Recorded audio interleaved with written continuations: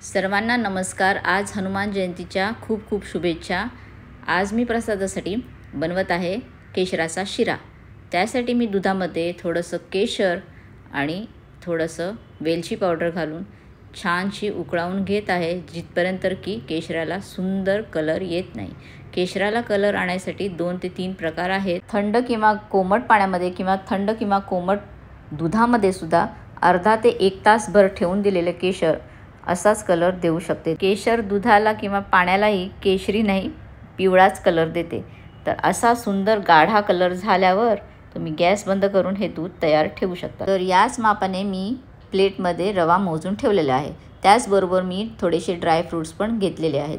केळी, आंबा किंवा अननस सुद्धा या शिऱ्यामध्ये वापरू शकता। सत्यनारायणाच्या कथेमध्ये तूप, रवा आणि दूध हे 1.25 पट म्हणजे प्रत्येकी 1 माप असे घ्यायचे लिहिलेले आहे, पण मी इथे साधारण पाऊण कपच तूप घेत आहे। लागले असेल तेव्हा आपण वरून सुद्धा घालू शकतो। ड्रायफ्रूट्स मी आता तुपामध्ये असे थोडे तळून घेतले आणि आता मी त्याच्यामध्ये रवा सुद्धा घालत आहे। रवा मी नेहमी घरामध्ये भाजून ठेवून दिलेला असतो, त्यामुळे मला इथे फक्त तुपाबरोबर तो एकसारखा करून झाला की मला अजून भाजावा लागत नाही। तर मी हे गरम केलेलं दूध आता त्याच्यामध्ये घालत आहे आणि त्याबरोबरच मी त्याच मापाने पाणीसुद्धा घालत आहे। तर उकळलेलं पाणी मी त्याच मापाने ह्याच्यामध्ये घालून देणार आहे। तर हे सगळं मी एकसारखं असं छान करून ठेवून मग मी त्याला झाकून शिजवत आहे।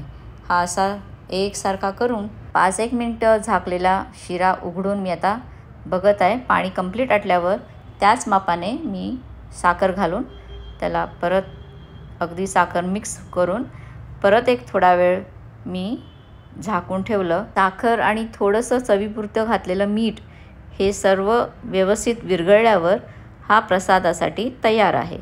तर अतिशय सुंदर, टेस्टी आणि छान असा हा शिरा तुम्ही जरूर करून बघा। आता मी द्रोणामध्ये सगळ्यांना घालून प्रसाद वाटणार आहे। अशाच सुंदर आणि इंटरेस्टिंग रेसिपीमध्ये तुम्ही जर इंटरेस्टेड असाल तर मदर इन लॉज कुकबुक चॅनलला नक्की सबस्क्राईब करा, शेअर करा, लाईक करा आणि कमेंट करून आम्हाला कशी आवडली रेसिपी ते नक्की कळवा। तुम्हाला जर का इंटरेस्ट असेल तर तुम्ही आमच्या फेसबुक आणि इंस्टाग्राम अकाउंटला नक्की फॉलो करा। थँक्यू।